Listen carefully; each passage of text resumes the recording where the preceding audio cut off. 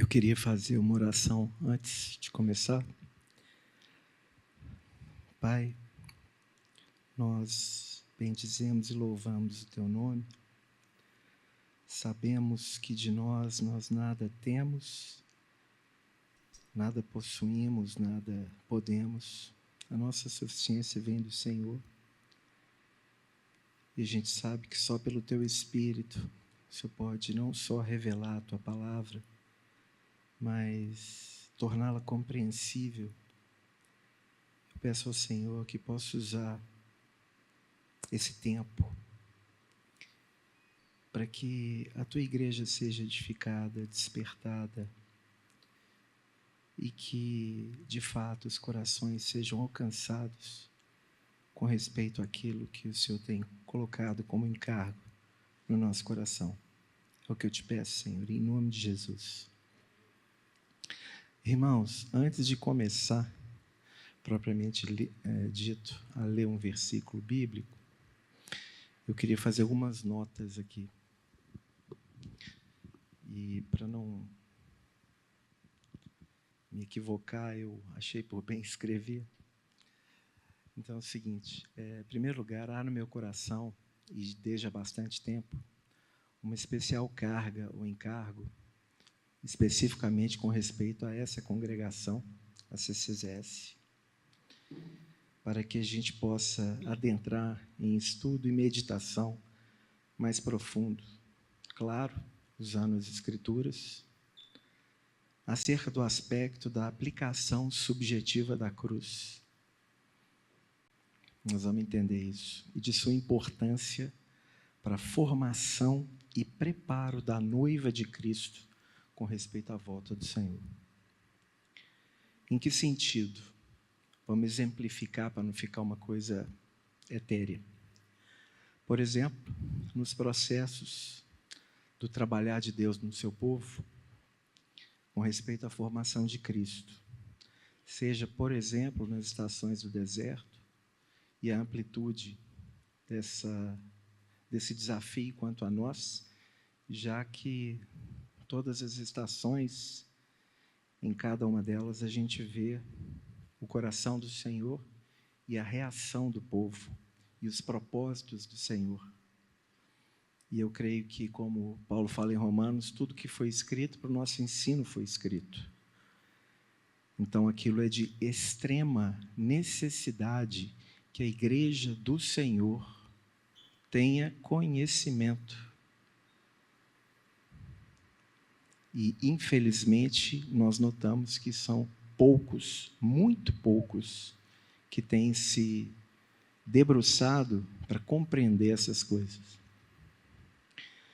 Seja nas terríveis batalhas de natureza interior na conquista da terra prometida, especialmente relacionado ao livro de Josué. Ou seja, nos riscos de uma vida cristã marcada por altos e baixos, tão indesejáveis quanto as vividas pelo povo no livro de Juízes. Numa vida em muito governada pelo ego e não pelo Espírito. E eu creio que esse é um desafio tremendo para as nossas vidas. Se o Senhor aprouver ao Senhor, nós vamos poder mostrar como o povo teve anos que não foram contados diante de Deus, exatamente por causa desses períodos em que eles se afastaram do Senhor. E quais as causas e as consequências desses afastamentos? Há, portanto, como que uma aflição no que concerne a mim, se é que você me compreende, que nós possamos junto meditar e orar sobre aspectos dessa verdade tão amplamente delineada nas Escrituras, para que, pela graça do Senhor, nós possamos sair daqui de uma estrutura de conhecimento e relacionamento mais raso para algo que seja mais profundo e, principalmente, libertador. Tá? Na questão do meditar, eu queria ler lá em Efésios, no capítulo 1. Efésios, Paulo vai fazer basicamente 2 orações de extremo valor. No capítulo 1, Paulo vai orar por revelação. Revelação. Quando ele diz assim, no verso 17: para que o Deus de nosso Senhor Jesus Cristo, Pai da glória, vos conceda espírito de sabedoria e de revelação no pleno conhecimento dele. Então, no 1º capítulo, ele ora por revelação. Mas no capítulo 3, ele vai orar assim. Verso 18: a fim de poderdes compreender com todos os santos qual é a largura, o comprimento, a altura e a profundidade, e conhecer o amor de Cristo. Então, ele ora por compreensão. Então, há entre a revelação e a compreensão, ou a assimilação, um elemento fundamental que em dias tão corridos como os atuais a gente tem deixado de lado. Há uma certa preguiça do povo de Deus em estudar a palavra, e os dias atuais não favorecem nada, porque nós estamos vivendo uma época em que tudo é instantâneo. Então as pessoas acham que querem as coisas prontas, e sem meditação não há possibilidade de que a revelação se transforme em assimilação, em compreensão. Então, é extremamente necessário meditação. Um outro ponto que eu queria colocar é o seguinte: à medida do nosso progresso espiritual, já que nós estamos falando de uma caminhada com o Senhor, ela é medida não pelo que recebemos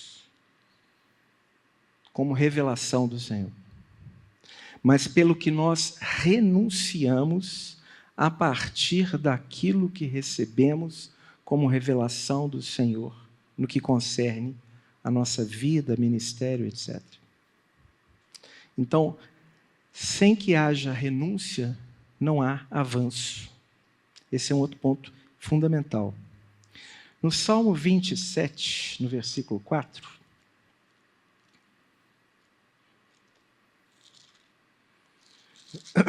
diz assim,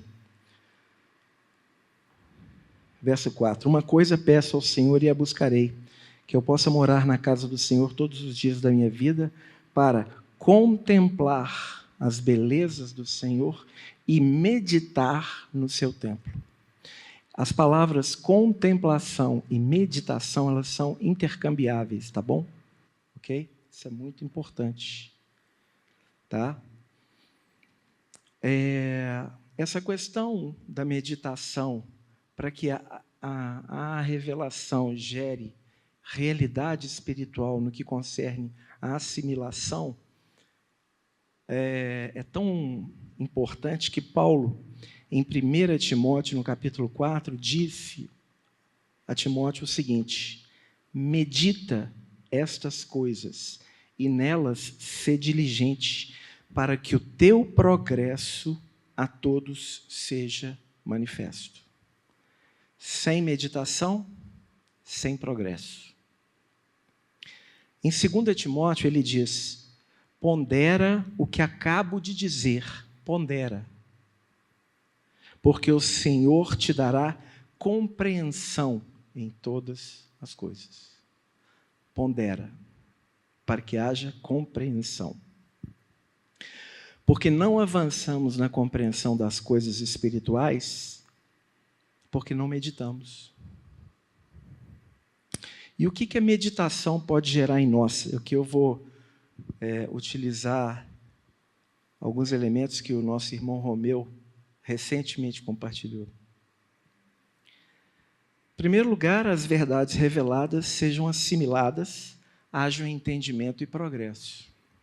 Em segundo lugar, a meditação frequente e continuada irá constituir em nós uma mente que ele chamou de sagrada. Mente sagrada significa nada que não confere com a satisfação do Senhor terá espaço para fazer ninho em nossas mentes ou pensamentos. E há benefícios, se a gente olhar pelo lado do aspecto negativo, essa mente, ela é despida de si mesma, de ambições, de reconhecimento, não é? Tão características da vida egocêntrica. E no aspecto positivo, ela é cheia das coisas celestiais. A meditação significa buscar pensar, como lá em Colossenses diz, as coisas do alto em oposição às coisas da terra. Ela tem a capacidade de gerar um amor renovado pelo Senhor.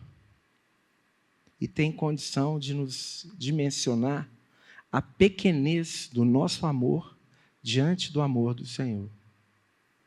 Basta que a gente pegue como exemplo a vida do próprio Paulo, como uma figura exemplificada para a natureza humana.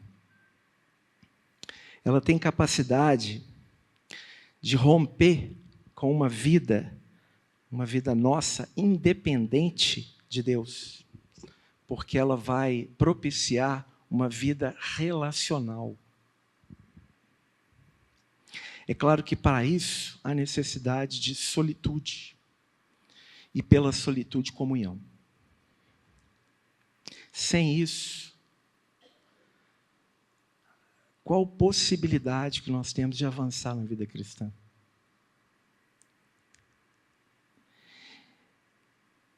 É necessário que haja um equilíbrio entre solitude e comunhão. E a meditação, ela tem possibilidade de forjar em nós uma alma mais serena. Sem ela, a meditação, a nossa vida torna-se agitada, compulsiva e tantas vezes carnal. Veja que, se eu parasse por aqui, a gente já deveria checar a nossa vida frente às demandas do nosso cotidiano e aquilo que representa uma vida espiritual que progride e que tem foco no Senhor. Como os irmãos dizem, né? Com a mente e o coração no céu, mas com os pés na terra. Bom,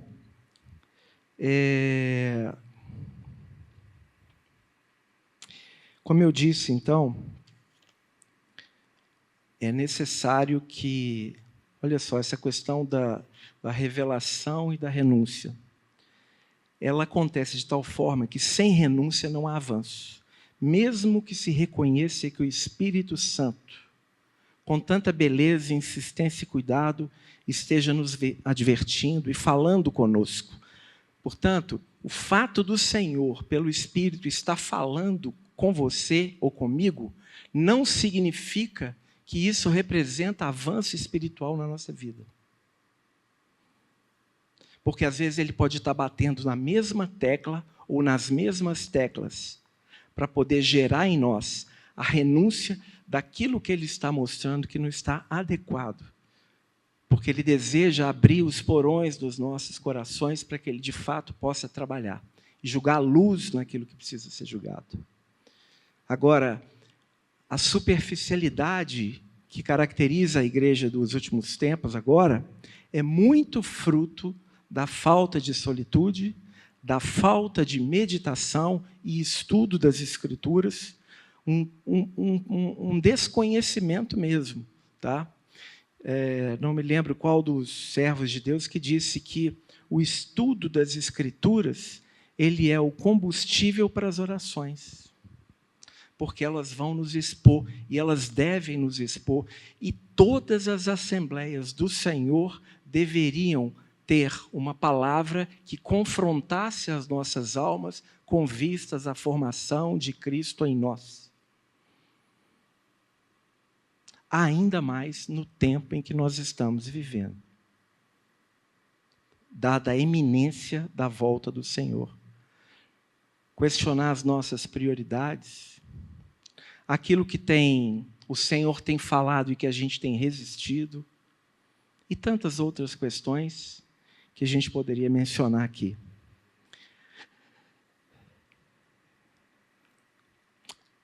A fala em si mesma, como eu disse, não é sinal de aprovação nem de avanço. A renúncia, sim, como resposta a esse falar.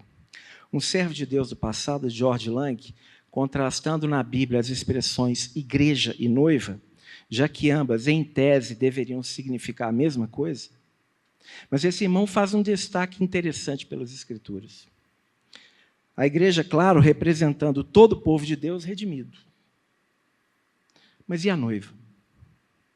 A noiva seria, portanto, uma porção dentro do todo que efetivamente ouve o chamado do Senhor para uma vida de consagração integral, vida de devoção e coração não dividido, e responde adequadamente, voluntariamente. Este, irmãos, não é somente o ensino bíblico, porque há tremenda base bíblica para comprovar isso aqui. Mas a própria história do cristianismo demonstra isso. Porque o Senhor, como um gentleman, ele nunca vai violar a vontade humana ou a consciência humana. Ele nunca vai arrombar a porta para proceder em mudanças que ele sabe que são necessárias. Vocês sabem que no livro de Levítico há os chamados pecados de ignorância. Nós não nos conhecemos a nós mesmos, irmãos. Mas o Senhor conhece plenamente. E Ele se empenha em trabalhar nos corações que respondem ao seu chamado. Lá para a igreja em Laodiceia, Ele diz: eis que eu estou à porta e bato. Se alguém ouvir a minha voz e abrir a porta, eu entrarei em sua casa e cearei com ele e ele comigo. Bom, dito isso, eu queria explicar o que eu estruturei para esse e outros dias que forem disponibilizados para a gente poder estar compartilhando. A ideia seria abordar 3 aspectos. Tá? O primeiro deles, que seria hoje, eu queria olhar para que nós checássemos as nossas vidas no seguinte sentido: qual tem sido a nossa posição relativamente a Cristo, para que a gente possa compreender o quê? 1, o nosso estágio na caminhada. 2, para que a gente possa se julgar à luz do Espírito, de qual tem sido, de fato, a nossa entrega e a nossa consagração ao Senhor. Terceiro ponto, na relação com o Senhor, o que tem prevalecido, até na própria busca das coisas de Deus, o nível da vida do ego ou o nível da vida de Cristo como o princípio diretor por meio do qual fazemos tudo. E, por fim, as implicações disso quanto à santificação, intimidade, comunhão e, principalmente, a busca pelos interesses do Senhor. Vocês vão ver, eu vou pegar 3 exemplos aqui, tá? 3 passagens, vocês vão ver um processo de crescimento da vida do Senhor e da realidade em resposta dessas vidas ao Senhor. E uma mudança do centro de gravidade, do princípio diretor do ego, para o princípio diretor de Cristo. Dos interesses de natureza pessoal para os interesses de natureza cristocêntricos. Muito interessante. Esse é o que nós vamos considerar. E aí, me chamou muito a atenção, e eu fiquei meditando nisso ao longo da semana, e acho que tem tudo a ver com o que a gente vai compartilhar aqui. O pastor Marley, na semana passada, dizendo do pastor Neif que, orando ao Senhor, o Senhor disse a ele, teria dito a ele, eu tenho lá, acredito, né, a comunidade, muitos servos, mas eu tenho poucos amigos. Vocês vão ver que essa palavra tem tudo a ver com essa relação de amizade com o Senhor. Não é? E nós vamos ver como que como a palavra é perfeita e fecha profundamente essa questão relacionada a ser amigo de Deus. Não sei se é coincidência ou não, porque eu não investiguei, mas é muito interessante você ver que a gente sabe que a vida... No livro de Gênesis, você tem a figura do altar, a figura do poço, a figura da coluna e a figura do sonho. Abraão erigiu 4 altares, Isaac cavou 4 poços, Jacó erigiu 4 colunas e José teve 4 sonhos. Não é? Altar fala de vida consagrada. Poço fala de vida de profundidade. Coluna fala de testemunho. E os sonhos falam de visão. Aliás, que necessidade que nós temos nessa relação de solitude, comunhão e meditação nas Escrituras, não só aquietarmos as nossas almas, mas desenvolvermos um processo que é fundamental ainda mais nesse tempo, de discernimento espiritual. Será que nós temos andado com discernimento espiritual? Ou será que nós temos andado pelo discernimento de outros? Nada de errado em relação a isso, principalmente quando você tem as Assembleias do Senhor. Mas nos aspectos individuais da vida e no relacionamento pessoal com o Senhor, isso é um elemento fundamental. Não é? Muito bem. Dito isso, a palavra 2, e eu quero citá-la porque eu queria mostrar uma visão panorâmica das estações até a estação de número 17, que é uma estação espetacular, que é a estação de Líbna, que significa brancura. Sabe por quê? Porque nessa estação, se você entende o contexto panorâmico do que acontece até essa estação, você vê uma realidade que o Senhor coloca, que tem a ver com a resposta do homem à graça de Deus, porque a graça de Deus sempre trabalha com a responsabilidade humana, e lá nós vamos ver um voto que o Senhor fala que vai introduzi-los na terra e que abre a possibilidade deles fazerem um voto. E aí ele coloca os mecanismos pelos quais, os instrumentos pelos quais esse voto deveria ser feito, que vão denotar 2 questões. Primeiro, o habitar em Cristo. E se você entende o que aconteceu nas estações anteriores, principalmente na anterior, você vai entender muito bem o que o Senhor está falando. E, segundo lugar, vai falar do crescimento da vida. E nessas ofertas, nós vamos ver que vai haver vinho e que vai haver óleo. E nós vamos ver que há uma paridade do quantitativo de ambos para a necessidade do equilíbrio disso no processo do crescimento da vida cristã.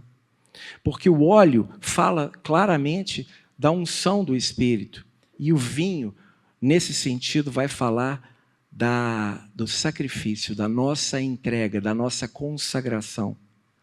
Aí, quando a gente abordar esses temas, eu creio que vocês vão ficar maravilhados, como eu tenho ficado, da perfeição da palavra do Senhor, que já delineou todas as coisas e os mecanismos que, em conhecendo, como eu disse, nós podemos orar por eles, sobre as nossas vidas, checando as nossas vidas. E é isso o papel que a palavra de Deus, no ministério da palavra, numa congregação, necessita fazer. Tá? Terceiro ponto, que a gente vai analisar em outro dia também, é o seguinte: eu quero falar sobre o remanescente. Quem é essa noiva? Como que a Bíblia a define? Quais são os princípios espirituais que a definem e quais são as características que estão associadas a ela?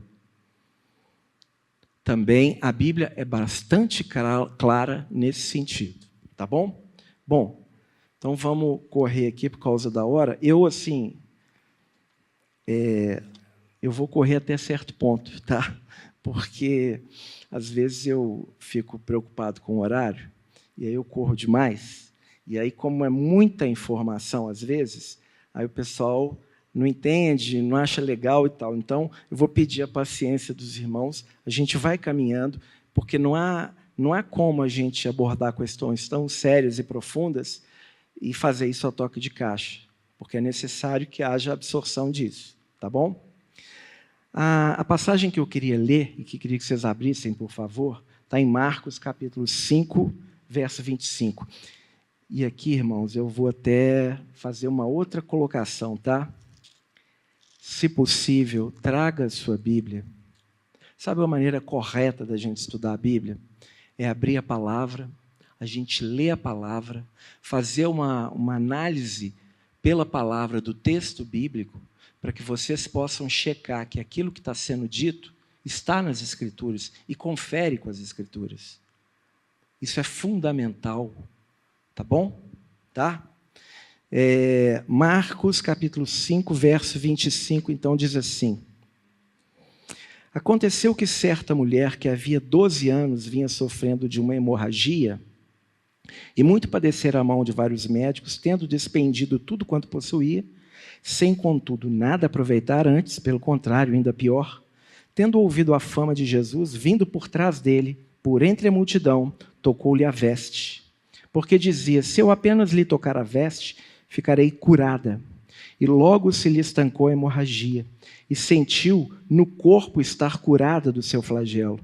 Jesus, reconhecendo imediatamente que dele saíra poder, virando-se no meio da multidão, perguntou: quem me tocou nas vestes? Responderam-lhe seus discípulos: vês que a multidão te aperta e dizes: quem me tocou? Ele, porém, olhava ao redor para ver quem fizera isso. Então, a mulher, atemorizada, tremendo, cônscia do que nela se operara, veio, prostrou-se diante dele e declarou-lhe toda a verdade. E ele lhe disse: filha, a tua fé te salvou. Vai-te e fica livre do teu mal. Bom, eu não vou fazer uma análise pormenorizada do texto, porque tomaria muito tempo, a gente tem que ver outras passagens, tá? Mas, basicamente, o que está acontecendo aqui é o seguinte: qual é o ponto focal que vai ser a linha da revelação das três passagens? Observe que ela se aproxima de Jesus por detrás dele. Então, Jesus está aqui e ela se aproxima por detrás dele. Ok? Tá? Mas, fazendo uma panorâmica geral, a hemorragia, né, a perda de sangue, ela pode ser interna ou externa.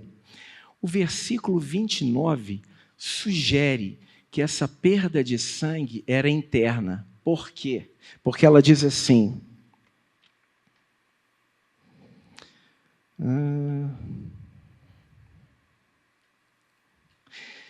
e logo se lhe estancou a hemorragia e sentiu no corpo estar curada do flagelo. Isso sugere, porque se a hemorragia fosse visível, outros veriam. Mas o registro bíblico menciona que somente ela percebeu que a hemorragia foi estancada. Não é? O que é bastante significativo. Tá? Isso fala de uma vida que está se esvaindo e traça claramente uma questão de cura interior. E é muito interessante que isso aconteça num contexto de multidão. Não é? A multidão Jesus apertava Jesus, mas não tocava em Jesus. Esse é um ponto significativo. Aliás, nos evangelhos, a gente vê uma divergência bastante grande, né? Como que Jesus tratava multidões e como que ele falava em particular com seus discípulos. Não é? Essa mulher, até então, não era uma discípula, mas é notável, né, que havia nela uma questão de natureza interior, pela qual a vida se esvaía, e isso mostra o nível, vamos dizer assim, espiritual, por meio do qual nós podemos, de fato, tocar em Jesus. Porque nele, em Jesus, e os outros evangelhos vão mostrar isso, ele também diz assim, alguém me tocou, porque de mim sai o poder. Ou seja, houve nele uma resposta de natureza interior para uma demanda de natureza interior dela. Isso é tão profundo, irmãos, se a gente pensar nas reuniões do Senhor, né? Nas reuniões que nós estamos aqui em torno do Senhor. Pense nisso. O fato é que é notável também os elementos que ela sofreu para a desconstrução da fé e da esperança. Porque diz que ela padeceu nas mãos dos médicos, despendeu tudo que possuía e nada aproveitou. Ou seja, imagine uma situação perseverante como essa, de 12 anos, a ponto de chegar nesse estágio, não é? Bom, aqui é um elemento interessante. Nos evangelhos de Mateus e no evangelho de Lucas, vai dizer que ela tocou na orla da veste de Jesus. Tá? E lá em Números 15, você vai ver as prescrições relacionadas à orla das vestes. Tá bom? E é interessante porque essa palavra orla ou asa é a mesma palavra no hebraico, não é? Sabe o que tem a ver isso, irmãos? É o seguinte, a palavra no hebraico é canap. O primeiro uso dessa palavra diz respeito à asa. Deixa eu abrir aqui para vocês compreenderem o que eu estou querendo dizer. Números capítulo 15, no verso 37, diz assim: Disse o Senhor a Moisés, fala aos filhos de Israel e diz-lhes que nos cantos das suas vestes façam orlas pelas suas... Aqui, na minha tradução, é borlas. Quando você pesquisa a palavra, é a mesma palavra para orlas. Pelas suas gerações e borlas em cada canto, etc. E as borlas estarão ali para que, vendo-os, vos lembreis de todos os mandamentos do Senhor, etc, etc, etc. Só que quando você vai ao profeta Malaquias, olha como é que é interessante quando a gente começa a pesquisar pela palavra.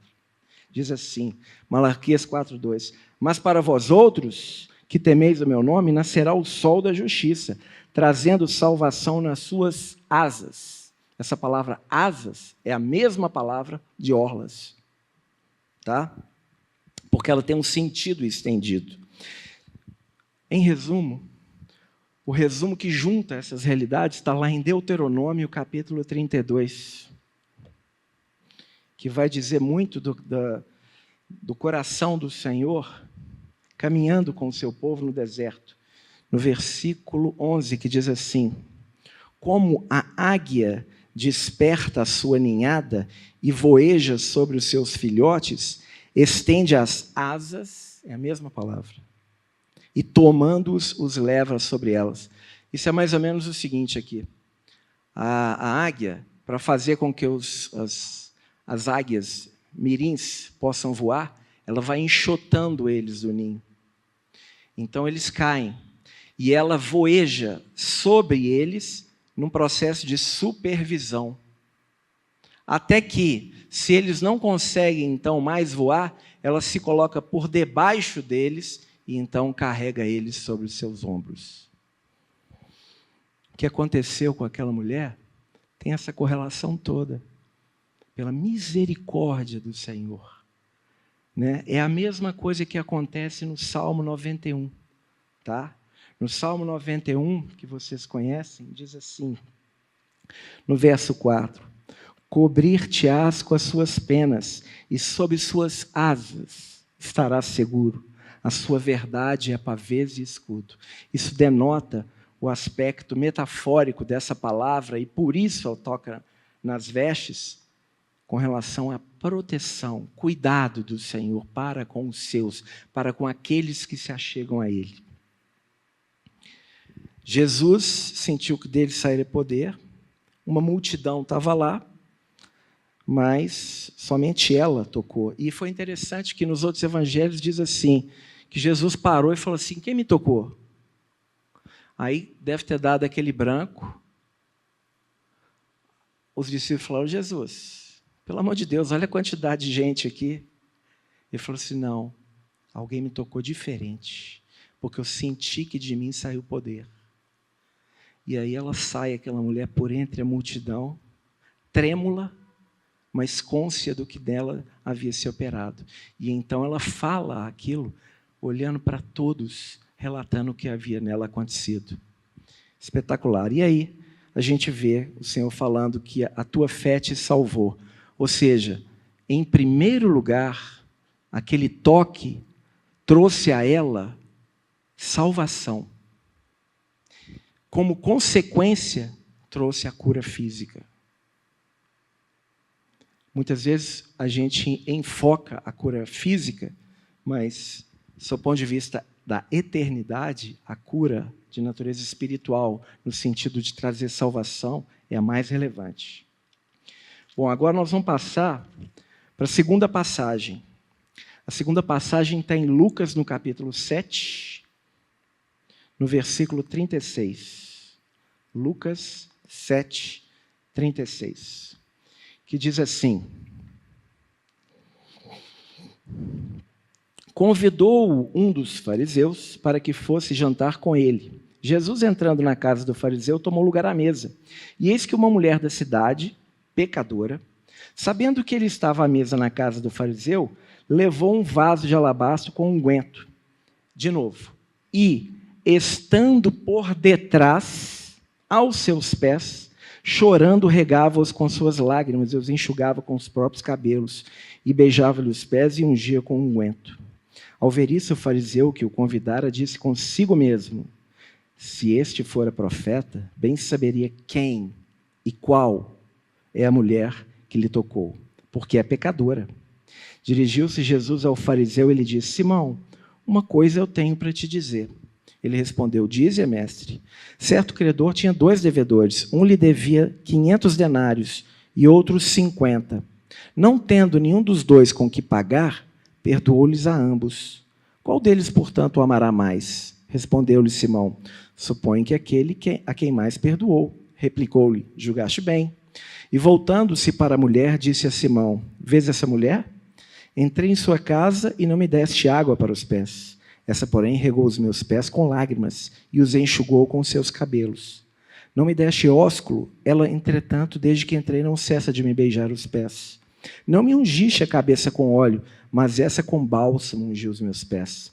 Por isso te digo, perdoado-lhe são seus muitos pecados, porque ela muito amou. Mas aquele a quem pouco se perdoa, pouco ama. Então disse à mulher, perdoados são os teus pecados. E no versículo 50, Jesus disse à mulher, a tua fé te salvou, vai-te em paz. Irmãos, essa passagem é única no Evangelho de Lucas. Em todos os evangelhos, essa é única em Lucas. Mas você vai ter um paralelo desse mesmo cenário nos 3 evangelhos, tá bom? Em Mateus 26:6, em Marcos 14:3 e em João 12:1, tá? Aí referindo-se, possivelmente, a Maria de Betânia, em Betânia, tá? Olha que interessante, o que ocorre aqui. Então, vamos lá. A primeira mulher, aquela da passagem anterior, ela foi a Jesus e se aproximou de Jesus por detrás dele.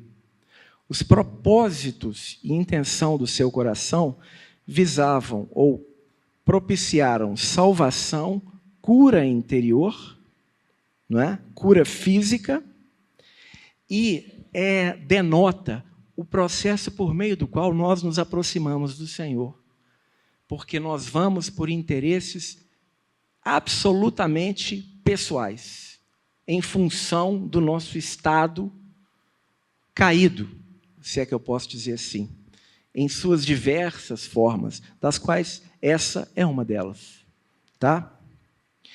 Agora, veja bem o que acontece. Essa mulher pecadora vai até a casa do fariseu, e aqui um detalhe. Ela diz aqui o seguinte, que ela levou um vaso de alabastro. Nas 3 outras passagens que são correlatas a essa, você vai ver que o vaso de alabastro vai ser quebrado. Certo? Tá? Se quiserem, depois a gente lê. O vaso, ele é claramente uma figura, uma representação dela mesma.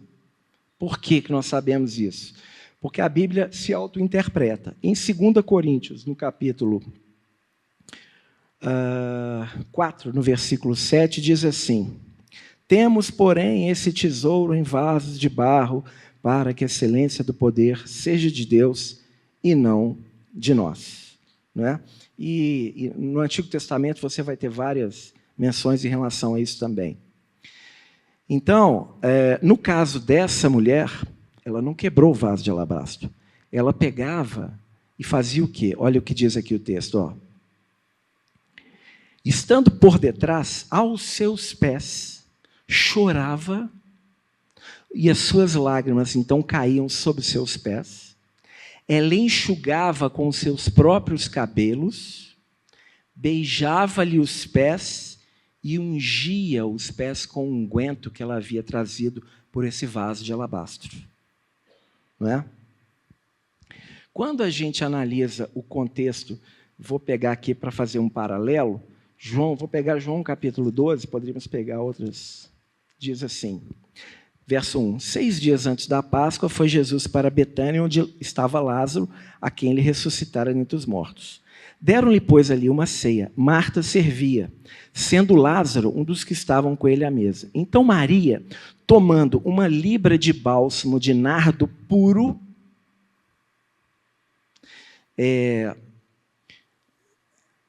quando você pesquisa a palavra nardo, sabe uma coisa interessante que nós vamos fazer a conexão, que você vai encontrar? É que a raiz da palavra fala amizade. A raiz da palavra nardo carrega o sentido de amizade.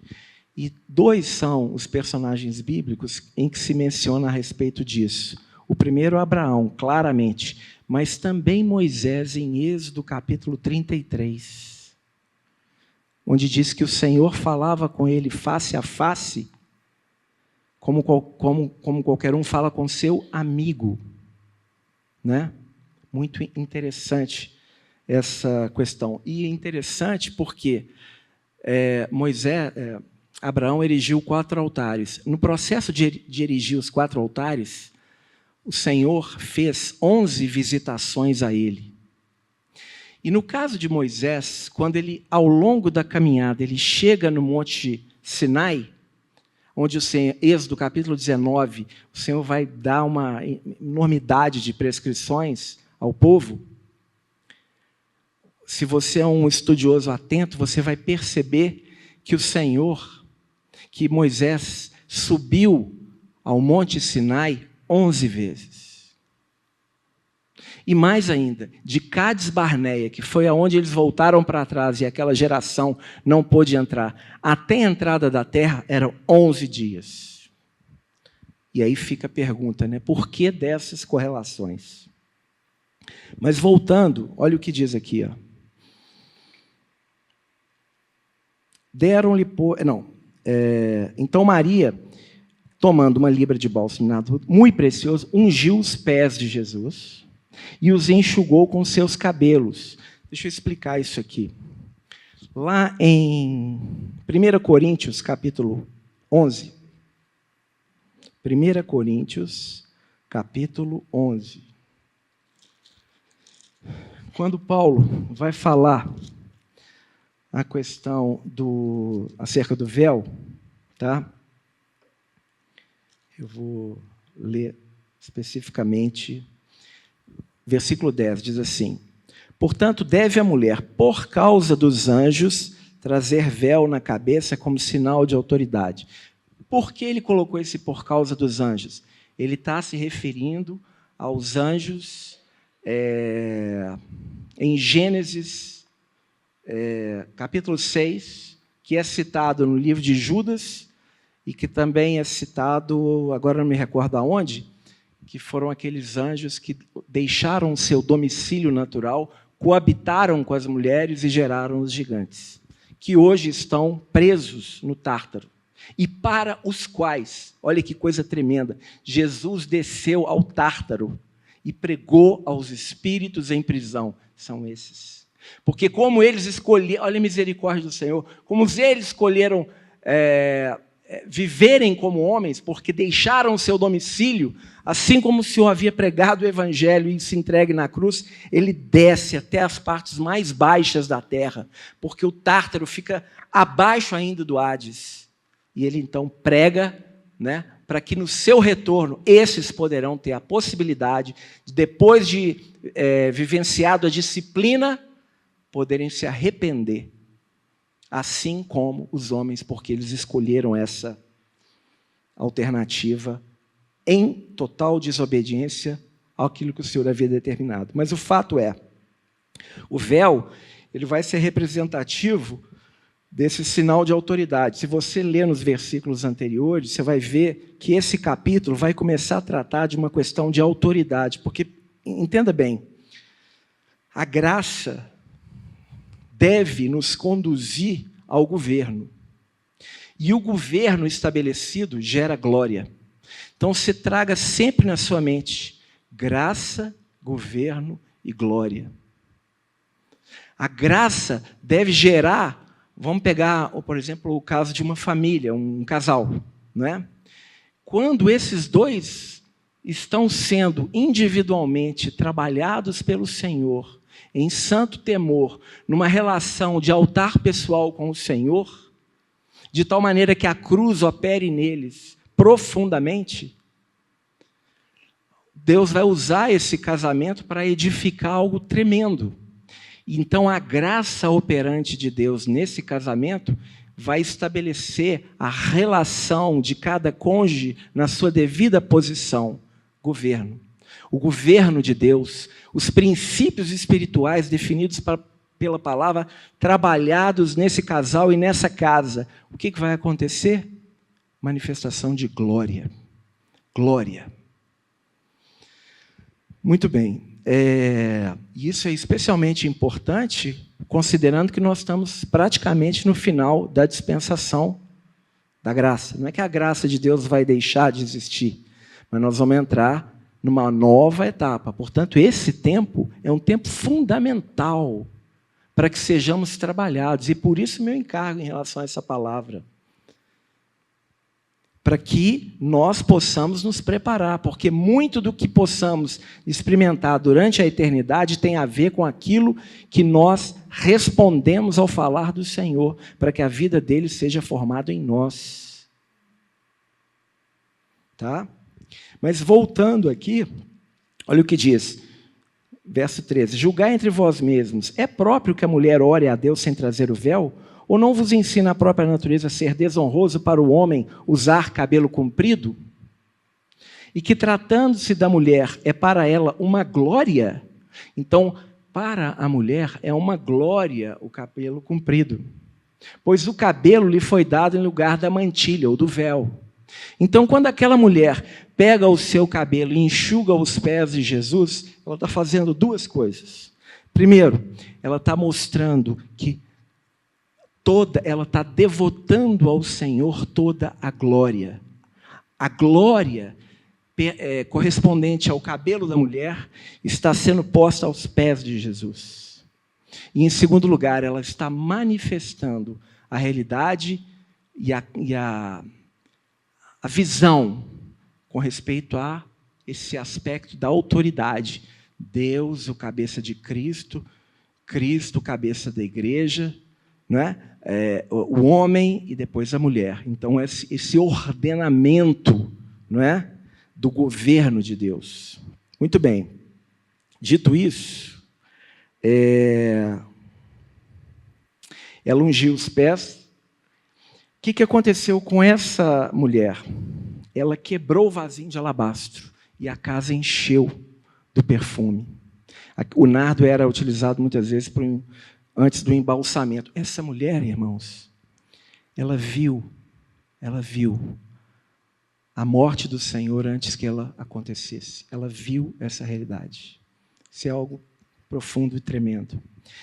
No entanto, foi Judas, né, que falou assim, mas podia pegar esse vasinho e vender por 300 denários. 300 denários. Bom, na terceira, vamos dizer, ministração, nós vamos mostrar que a noiva, que aqui eu vou parafrasear como sendo o remanescente. O que é o remanescente? É uma pequena porção dentro do todo, que ouve o Senhor e que responde ao seu falar. O remanescente, ele é representado pelo número 300. Então, nós precisamos entender por que é que ele é representado pelo número 300, quais são os elementos que formam esse número e informando o que isso significa. Esse é o primeiro ponto. O segundo ponto é, quais são as características que, ao longo de toda a Bíblia, dizem respeito aos remanescentes, quando, então, nós verificamos a presença do número 300? Porque está cheio de exemplos em relação a isso. E isso é uma forma também de nós checarmos o nosso coração. Tá bom? Bom, no caso de Maria, quando o Senhor fala que aquilo que ela fez vai ser contado para a memória dela, não é necessariamente enfatizar Maria, mas é enfatizar que a realidade do Evangelho é conduzir-nos a nos derramar aos pés do Senhor. Maria tipifica essa realidade. Tá? Então, quando você lê, isso vai ser contado, no que diz respeito a ela, o foco do Senhor está em nos demonstrar que o Evangelho deveria fazer esse trabalho em nós. Tá bom? Bom, o que acontece aqui? Há uma disposição de consagração. Porque se o vasinho de alabastro é uma figura dela mesma, quando ela quebra o vasinho, ela está dizendo o quê?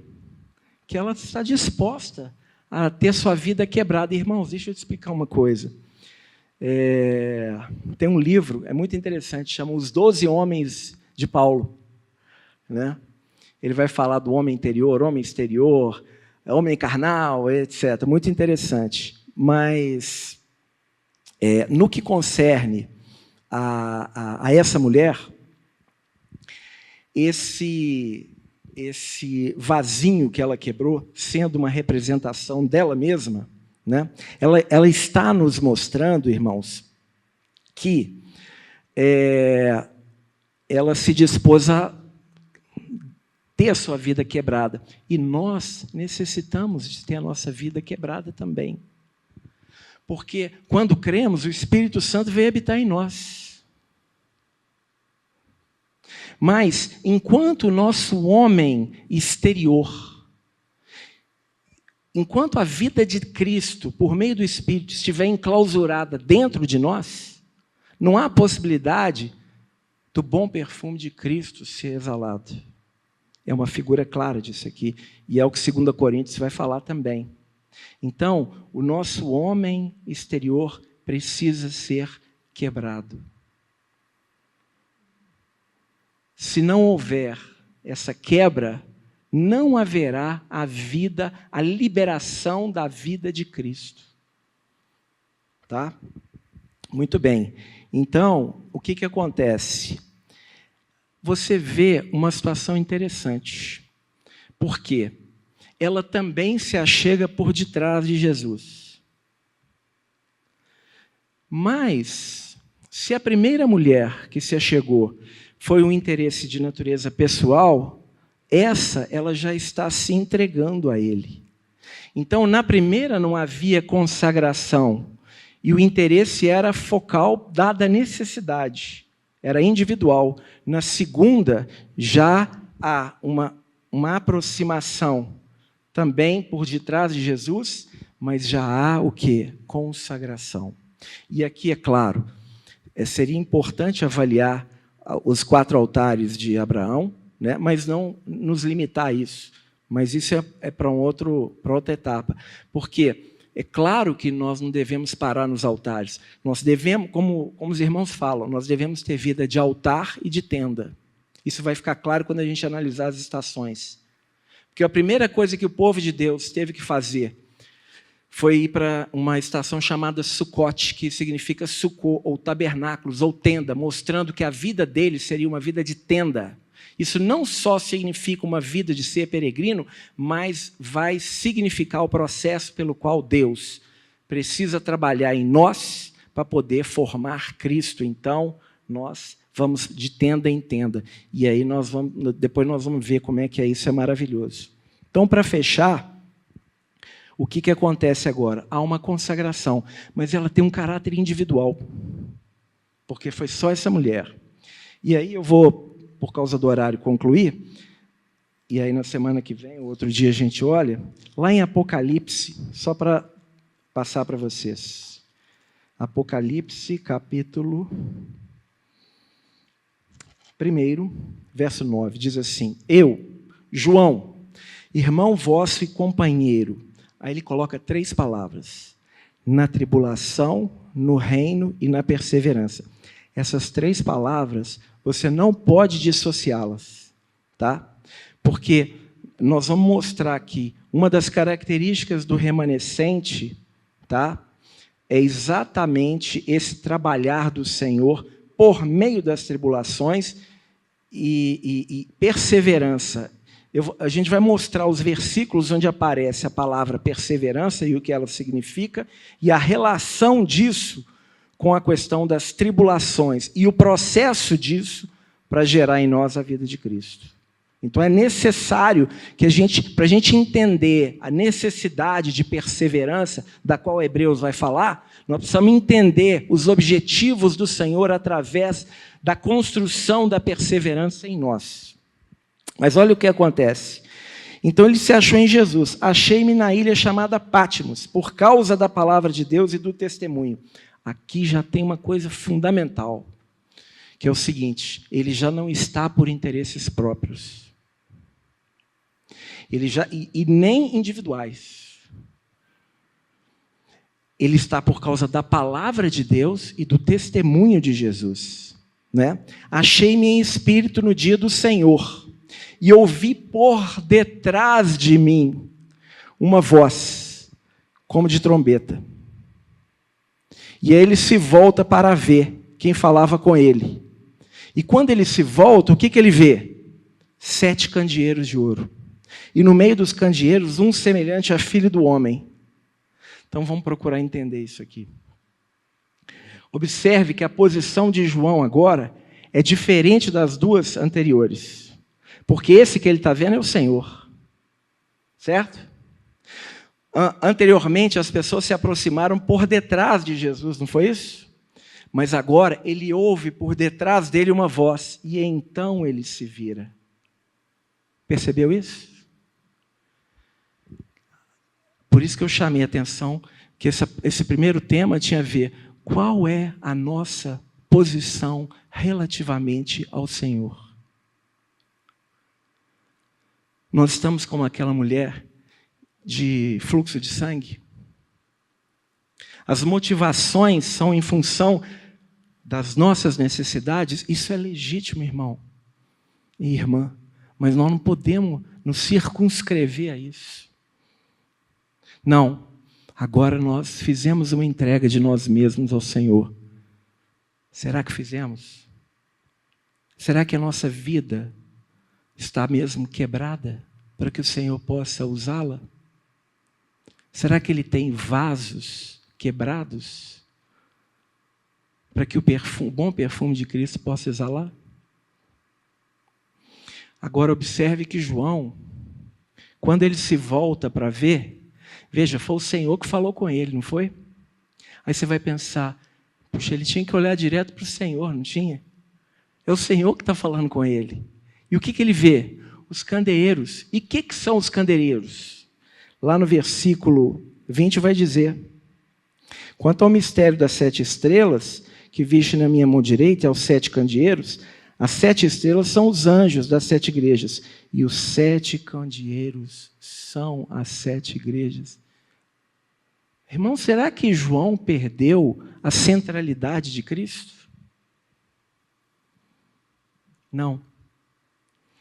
Essa posição relativamente ao Senhor mostra que o que estava no coração de João tinha a ver com os interesses do Senhor que estão postos na sua igreja. E tanto ele não perdeu a centralidade de Cristo, que ao olhar para os candeeiros, que foi a primeira coisa que ele viu no meio dos candeeiros, no centro, o Senhor. E isso, eu creio que pode nos ajudar a compreender, a gente poder avaliar na nossa vida, qual a nossa posição relativamente ao Senhor, já que nós estamos caminhando com o Senhor, caminhando com Jesus. Nós continuamos buscando os nossos próprios interesses e Deus tem sido um Papai Noel para poder satisfazer as nossas vontades? Nós vamos a Ele simplesmente em função das nossas necessidades? Nós temos derramado a nossa vida de forma individual na presença do Senhor?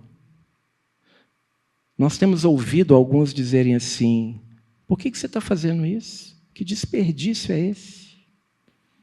Depois vocês vão ver o que os 300 denários significam, o número 300.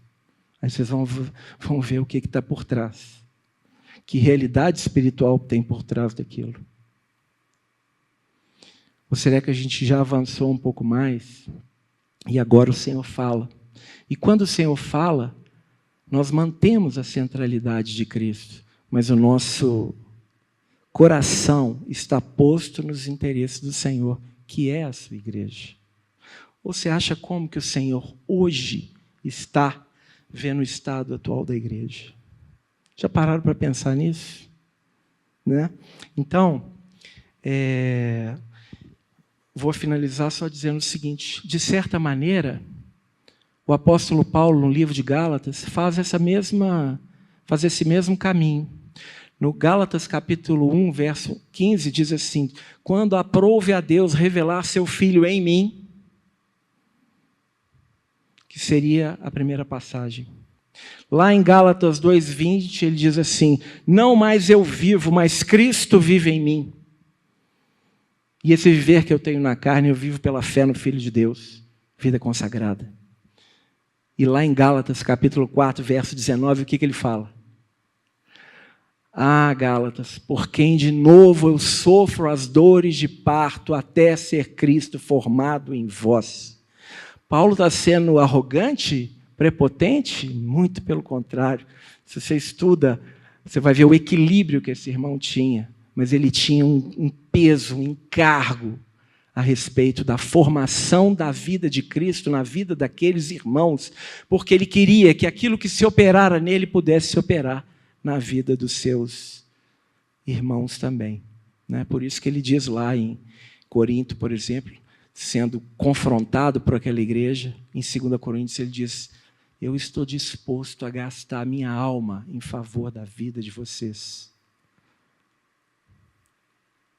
Irmãos, se a gente não adentrar para um estudo que mostre o aspecto subjetivo da aplicação da cruz e compreender as características do remanescente, os princípios espirituais que estão relacionados à sua formação e à própria noiva em si, né?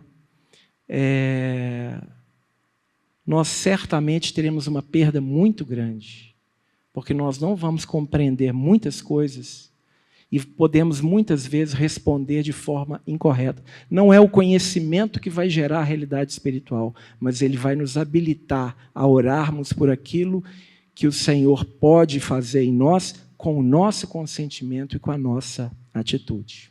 Tá bom? Vamos só orar para fechar? Passei um pouquinho. Pai, nós agradecemos ao Senhor, Deus, pela Tua palavra. Como dissemos, Senhor, a nossa suficiência vem totalmente do Senhor. Nos ajuda, Deus, porque quando nós olhamos a Tua palavra, nós vemos quão pequenos somos e muitas vezes ainda tão egocêntricos, tão buscando os nossos próprios interesses, ainda que supostamente servindo ao Senhor. Nos ajuda, Deus, a buscar a Tua face. Nos ajuda a realmente ajustar a nossa vida, as nossas prioridades, para meditar na palavra, para corrigir aquilo que não está bom, para ter realmente a realidade do amor e da vida de Cristo vivendo através de nós. Nos dê a graça de sermos esses, Senhor, nesse tempo do fim, para honrar o nome do Senhor, para glorificar o nome do Senhor, apesar de nós mesmos, Senhor. É o que eu te peço, Senhor, em nome de Jesus. Eu esqueci de falar, irmãos, na semana que vem ou na outra a gente considera, há um texto correlato desse, lá em Êxodo, que a gente vai mostrar também essa realidade do aspecto posicional ligado a Moisés. Mas aí a gente vê posteriormente, tá bom?